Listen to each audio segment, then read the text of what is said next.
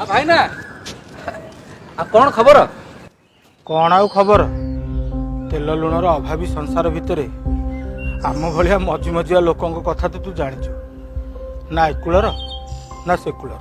हाँ से नुह तो कौन भाई ना तुम झील बाहागर घर काम कर आरंभ कलनी ना नाई घर जहाँ तो रोजगार घर परिवार चलिया नियट घर काम आउ कौन करी पैसा पत्र जोगाड़ हेले सीना करी। भाई तुम बुझिल देश दुनिया विषय किसी जानून बोधे काई कौन होइछि कि आम भली अभावी लोकों सुविधा पाई राज्य सरकार मो घर योजना आनी। अरे गछर बेल पाचिले काउर कि लाभ ए सब योजना आम भली परिवार लोकंर किछि काम रे आसीबनी। ओ भाई ना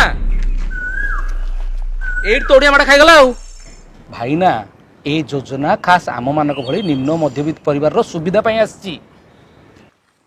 ता माने तू कहूचु ए योजना माध्यम रे मु आउ दी बखरा घर करि परिबी। निश्चय किंतु कथा कौन कि घर काम पाई एमती गोटे योजना रे आगुर मु 50,000 भलिया सहायता पाइछि आउ कोन मते मिलिबो।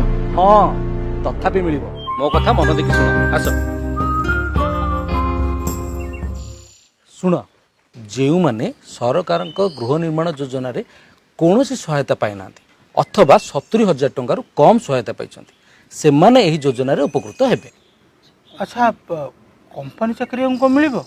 हाँ मिलिबो किंतु 25,000 टंका कम दरमा होइथिबो आ व्यक्तिगत व्यवहार पई 4 चकिया जान नथिबो कौनसी सरकारी बा सरकारी उद्योग रे चाकरी किंबा पेंशन भोक्ता होई नथिबे ता सहित जहार 5 एकर जलसेचित जमी किंबा 15 एकर अण जलसेचित जमी ठारू कम थिबो से माने ही एही फायदा पाइबे। अच्छा केते पैसा कौन मिलिबो।